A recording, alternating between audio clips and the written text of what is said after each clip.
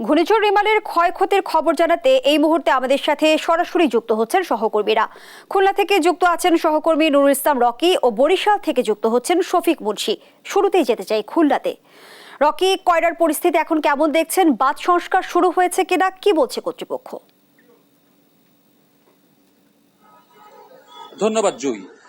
আপনি জানেন যে রিমেলের তাণ্ডবে খুলনার কিন্তু 4টি উপজেলায় আসলে বড় ধরনের ক্ষয়ক্ষতি হয়েছে। এগুলোর ভিতর ছিল কয়রা, পাইকগাছা, দাকব এবং ডুমুরিয়ার আংশিক অংশ। এবং জেলা প্রশাসনের পক্ষ থেকে আমাদেরকে যেটি জানানো হয়েছে যে এই রিমেল ঘূর্ণিঝড়ের কারণে খুলনা জেলা থেকে প্রায় 4,88,000 মানুষ ক্ষতিগ্রস্ত হয়েছে এবং 80,000 বাড়ি কিন্তু বিধ্বস্ত হয়েছে।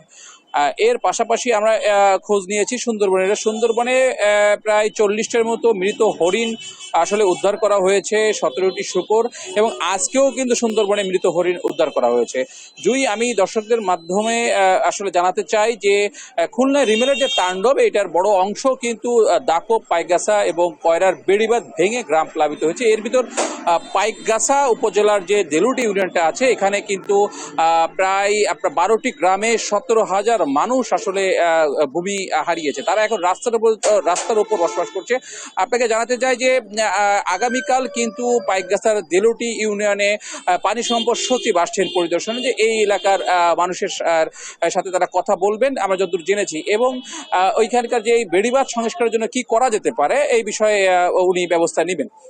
আমরা আজ সারাদিন ছিলাম কয়রায় আমরা দর্শকদের সারাদিন বেড়িবাঁধের খবর জানিয়েছি। সেখানের অবস্থিতিটা যে 3টি পয়েন্ট থেকে আসলে কপোতাক্ষ নদের ভেদ করে আসলে একটি গ্রাম প্লাবিত হয়েছে। গ্রামের এই প্লাবিত হওয়ায় প্রায় 300 মানুষ কিন্তু ক্ষতিগ্রস্ত হয়েছে এবং 3টি পয়েন্টের ভিতরে একটি পয়েন্ট কিন্তু আসলে স্বেচ্ছাশ্রমের মাধ্যমে কিন্তু আসলে সংস্কার করা হয়েছে এবং 2টি যে পয়েন্ট বাকি আছে বেড়িবাঁধে, সেই 2টি আগামীকাল থেকে কাজ শুরু করা হবে বলে উপজেলা নির্বাহী কর্মকর্তা জানিয়েছে। পাশাপাশি আমরা দাকব উপজেলায় খবর নিচ্ছি। দাকব উপজেলায় বেড়িবাঁধের বিষয়ে কিন্তু এখনো তেমন কোনো উদ্যোগ নেওয়া হয়নি। স্বেচ্ছাশ্রমের মাধ্যমে কিন্তু চেষ্টা করা হচ্ছে যে এগুলা যেন সংস্কার করা হয়।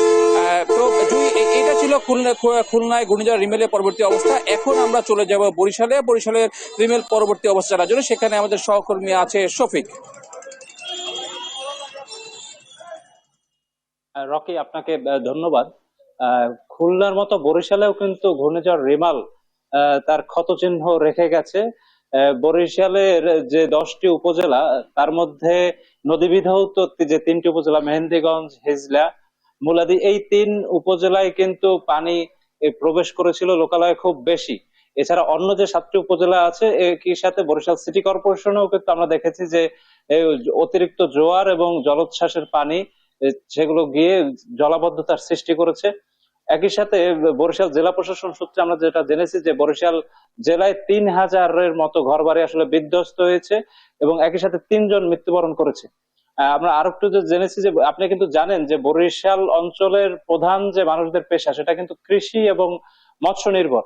তো এই 2 ক্ষেত্রে আসলে কতটুকু ক্ষতি হয়েছে সে ব্যাপারে কিন্তু আমরা একজন বরিশালের যে ব্যবসায়ী নেতা, বরিশাল চেম্বার এন্ড কমার্সের একজন পরিচালক এসেন জাকির হোসেনের সাথে কথা বলবো যে ঘূর্ণিঝড় রেমাল আসলে এই অঞ্চলের ক্ষুদ্র এবং মাঝারি ব্যবসায়ীদের কতটুকু ক্ষতি করেছে বলে আপনি জানেন? আপনারা জানেন যে বরিশাল একটি কৃষি প্রধান এলাকা। এখানে কৃষি এবং মৎস্যের উপর মানুষ নির্ভরশীল।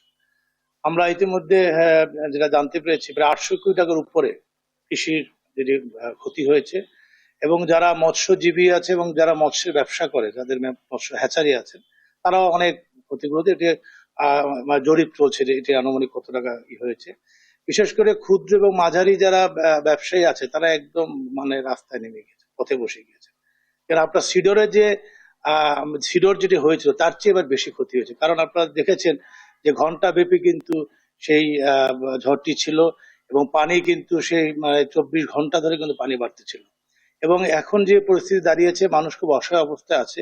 আপনারা জেনেছেন যে সরকারের যে জরিপ, 3,000-এর বেশি ঘরবাড়ি ধ্বংস হয়েছে, গাছ পড়ে মানুষ মারা গিয়েছে।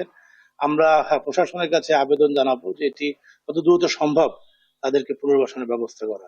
এবার কিন্তু 2টি খাতে কিন্তু মানুষের যেমন ঘরবাড়ি গিয়েছে, সেটি সরকারের দেখতে হবে, পাশাপাশি কৃষি খাতে যে বড় একটু অংশের যেটি ক্ষতি হয়েছে সেটি, এবং যারা মৎস্য ব্যবসা যারা করেছেন, বিভিন্ন লোন টোন নিয়ে ধার দেনা করে ব্যাংকের লোন নিয়ে যারা মৎস্য ব্যবসা করছে মৎস্যগুলো বেরিয়ে গিয়েছেন, এবং যারা মৎস্যজীবী জেলেরা যারা আছেন তারা আপনারা জানেন ইতিমধ্যে তাদের কিন্তু 65 দিনের নিষেধাজ্ঞা তারা পড়েছেন, তাদেরও কিন্তু এখন চলার অবস্থা কিন্তু খুবই খারাপ অবস্থা।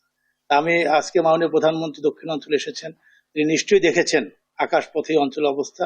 আমরা তার কাছে আবেদন জানাবো, সরকারের কাছে আবেদন জানাবো, যে অঞ্চলে মানুষ যে দুটি জিনিসও বা নির্ভরশীল কৃষি এবং মৎস্য, সেই দুটি অবস্থায় খুব খারাপ অবস্থায় আছেন, মানুষ খুব খারাপ ভাবে দিন করছেন। সরকার প্রশাসন ইতিমধ্যে তারা কাজ করছেন, আমরা বলবো যে তারা আরো দ্রুত যাতে এই সাহায্যগুলো মানুষের মাঝে পৌঁছে দেয়, এটা আমাদের আবেদন। আপনাকে ধন্যবাদ। আমরা আসলে যেমনটি দেখছিলাম যে এই অঞ্চলের যে ব্যবসায়িক নেতা তিনি কিন্তু আসলে খতিয়ান দেখাচ্ছিলেন আমাদের, যে এই অঞ্চলের ব্যবসায়ী শ্রেণী যারা আছে তারা কি পরিমাণ ক্ষতির সম্মুখীন হয়েছে এই ঘূর্ণিঝড় রিমালের প্রভাবে। এই ঘূর্ণিঝড় রিমাল কিন্তু আসলে আরো বেশি যে ক্ষতিটা করেছে সেটা কিন্তু এই অঞ্চলের বেড়িবাঁধ গুলোর। আমরা যেটা জেনেছি, একজন দুর্যোগ ব্যবস্থাপনা বিশেষজ্ঞর সাথে আমরা কথা বলেছিলাম, তিনি আমাদেরকে যেটা জানিয়েছে এই দক্ষিণাঞ্চলের 6 জেলার মধ্যে যে বাঁধগুলো আছে নদী তীরবর্তী এবং সমুদ্র উপকূলের, সেই সব বাঁধের 68টা পয়েন্ট দুর্বল ছিল, যার 32টা পয়েন্ট থেকেই কিন্তু আসলে পানি প্রবেশ করেছে এবং এই পানিগুলো কিন্তু আসলে বিভিন্ন জায়গায় আসলে চলে গেছে। ভাটায় এই পানিটা কিছুটা নেমে গেলেও বরিশাল নগরী থেকে কিন্তু এই পানিটা খুব একটা বেশি গত 3 দিন যাবত নামতে পারেনি। এবং এর প্রধান যে কারণটা সেটা হচ্ছে এই যে এই সিটি কর্পোরেশন এলাকায় যে ড্রেনেজ সিস্টেম সেটা খুব একটা কার্যকর ছিল না। তো এই কারণেও কিন্তু অনেক ভোগান্তিতে মানুষের পড়তে হয়েছে। আজ থেকে আসলে দেখা গেছে যে কিছু কিছু জায়গায় সেই জলাবদ্ধতার পানি কেটে যাওয়া শুরু করেছে, কিছু কিছু জায়গায় সিটি কর্পোরেশনের পক্ষ থেকে পানি নিষ্কাশনের ব্যবস্থাও করা হয়েছে। এছাড়া আমরা আরো আসলে যেটা আমাদের দর্শকদেরকে ইতিমধ্যে দেখাতে সক্ষম হয়েছি যে বরিশাল সিটি কর্পোরেশনের খুব গুরুত্বপূর্ণ যে অঞ্চলগুলোর মানুষ যারা ছিল, বিশেষ করে নদী তীরবর্তী খাল তীরবর্তী, তাদের যে বাসাবাড়ির আশেপাশের যে সামান্যতম যে কিছু শাকসবজি চাষেরও জায়গা ছিল তাও কিন্তু আসলে তলিয়ে গেছে। মানুষ খুবই কষ্টের সাথেই আসলে এই যে কটা দিন, বিশেষ করে ঘূর্ণিঝড় পরবর্তী 2 দিন, এই 2 দিন খুব কষ্টের মধ্যে ছিল। তো এই ছিল আমার কাছে বরিশাল থেকে ঘূর্ণিঝড় রিমাল পরবর্তী ক্ষয়ক্ষতির সর্বশেষ তথ্য। চলে যাচ্ছে স্টুডিওতে। ধন্যবাদ জানাচ্ছি। দর্শক, খুলনা বরিশাল থেকে ঘূর্ণিঝড় রিমালের ক্ষয়ক্ষতির খবর তুলে ধরছিলেন আমাদের সহকর্মীরা।